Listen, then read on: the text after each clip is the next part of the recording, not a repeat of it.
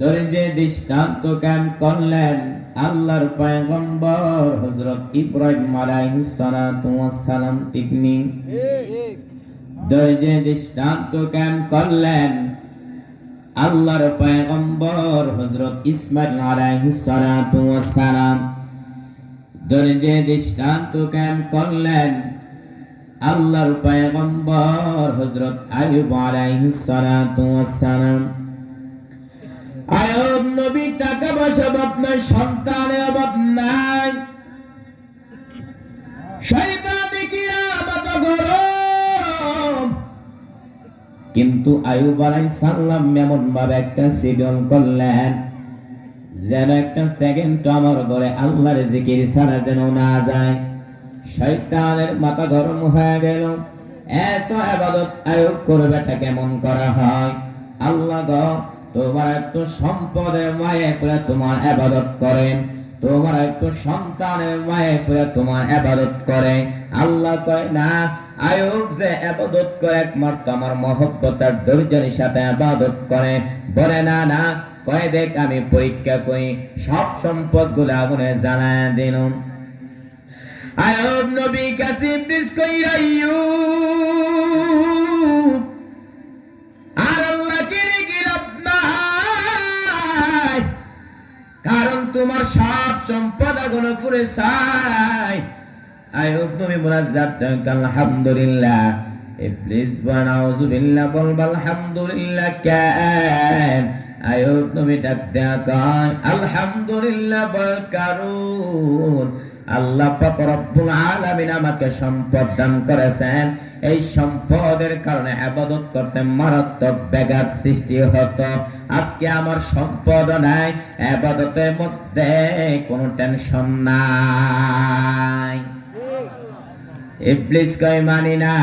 আল্লাহ কয় দেখ আরো পরীক্ষার মধ্যে ফালায় দিতেছি। কুরওয়াতুল ওয়াইজিন নামক কিতাবের মধ্যে উল্লেখ রয়েছে আইয়ুব নবীর শরীরের মধ্যে কিনা পোকা ধরে গেছে। একদিন আইয়ুব তাকা দেখে তার জিহ্বার মধ্যে পোকা। এতদিন আইয়ুব জিহ্বা নাড়া নাড়া আল্লাহর জিকির কতদিন ঠান্ডা হয়ে যেত। আজ নবী চকি কুটা পানি আল্লাহকে ডেকে বলে উদার বালি, এতদিন আমি এত অসুস্থ, ঠিক মতো খাইতে পারি না, কিন্তু তোমাদের জিহ্বা দেয়া যখন তোমার নামের জিকির করি আমার ক্ষুধার তৃষ্ণা মিটে যায়।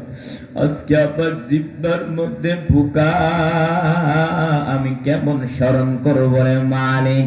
আইয়ুব নবী এইভাবে নিজে নিজে মুহাসাবা করতেছেন, আল্লাহর কাছে ধৈর্যের পাহাড় কায়েম করতেছেন। হঠাৎ করে তাকায় দেখে তার সকল বিবিরা তার সামনে দাঁড়ায় বলেন, আর আমরা আপনার ঘরে থাকবো না, আপনি আমাদেরকে তালাক দিয়া দেন। সবাই চলে যেতেছে, আমরা চলে যাই, আমরা থাকতে চাই না। আইয়ুব নবী বলে যাও যাও, বিদায় না বিবে দিতেছে। নবী কান্না করে মালিক, দুনিয়াতে সন্তান যদি মার কাছে বাবার কাছে আশ্রয় নেয়, আবার বাবা যদি সন্তানকে পাহাড় করে মায়ের কাছে আশ্রয় নেয়, কিন্তু শেষ পর্যন্ত প্রত্যেকটা মানুষের জীবনে আপন হতার আদরের বিবি ছাড়া কেউ না। ওদের বাড়ি আজ আমার বিবের আমার কাছ থেকে চলে যাইতেছে। আল্লাহ আমার মনে কোনো কষ্ট নাই, তোমার কাছে অনুরোধ তুমি আমাকে ছেড়ে দিও না রে মালিক। দুনিয়া সব আমাকে ছেড়ে চলে যাও, আপনি আমাকে ছেড়ে দিয়েন না রে মালিক।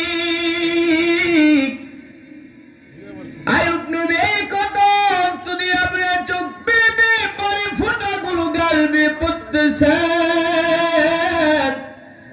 হঠাৎ করে তাকা দেখে তার পায় কিনারে একমাত্র বিবি ইউসুফ নবীর কন্যা রাহমা আইয়ুব নবীর পায় কিনারায় বসে বসে কান্না করে। আইয়ুব নবী বলে সময় চলে গেছে, তুমি কেন যাও নাই কেন বিবি? রাহমান আবু বিপাদ কান্না করেন আর বলে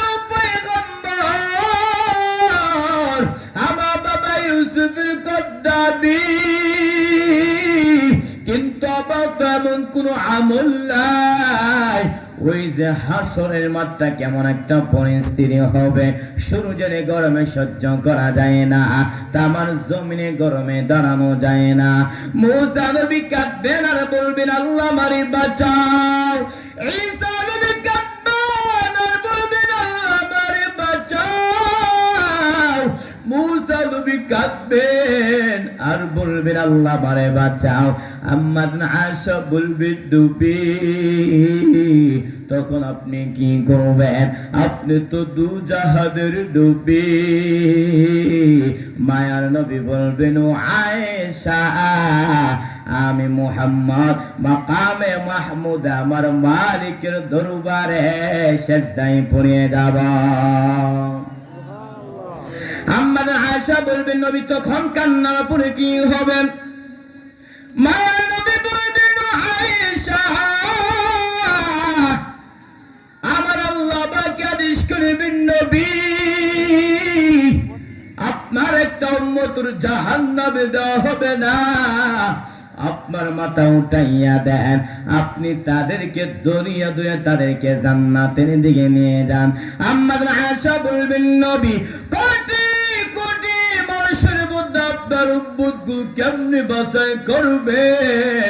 মায়ার নবী বলবেন ও আয়েশা, আমার উম্মত যারা 5 বেলা ওযু করে 5 ওয়াক্ত নামাজ পড়েছে, ওদের ওযুর অঙ্গগুলো কিয়ামতের ময়দানে নূরের আলোতে ঝলমল করতে থাকবে।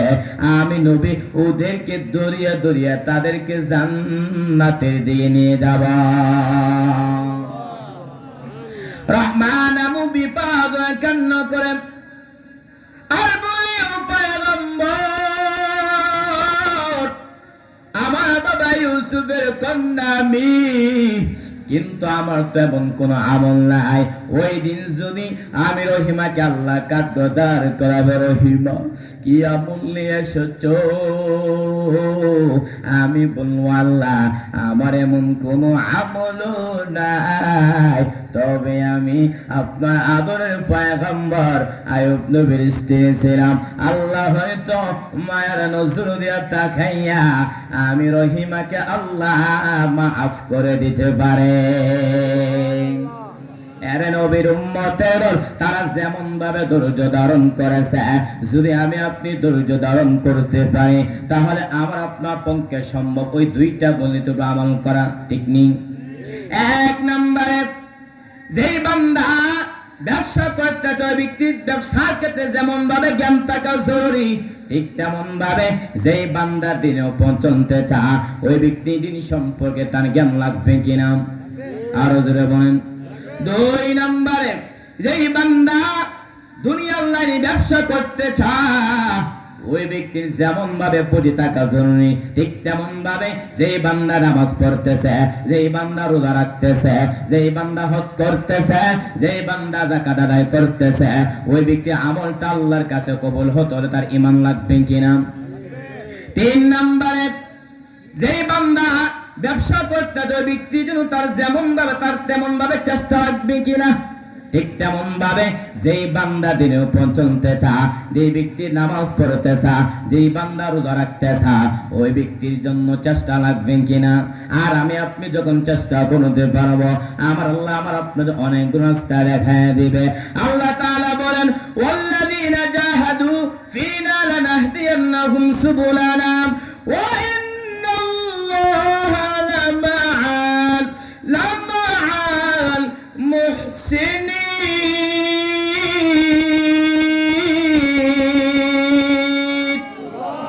আল্লাহ বলেন, যারা আমি আল্লাহকে পাওয়ার উদ্দেশ্যে চেষ্টা করবে, আমি আল্লাহ ওই বান্দার জন্য অনেক রাস্তা দেখায় দেব। এরে নবীর উম্মতেরা, যারা যেমন ভাবে চেষ্টা করেছেন, দুনিয়ার লাইনে যারা চেষ্টা করেছেন তারা দুনিয়া পেয়ে গেছেন, ঠিক তেমন ভাবে যারা দিনের জন্য আল্লাহ এবং তার রাসূলকে পাওয়ার জন্য চেষ্টা করেছে, তারা আল্লাহ এবং তার রাসূলকে পেয়ে গেছে।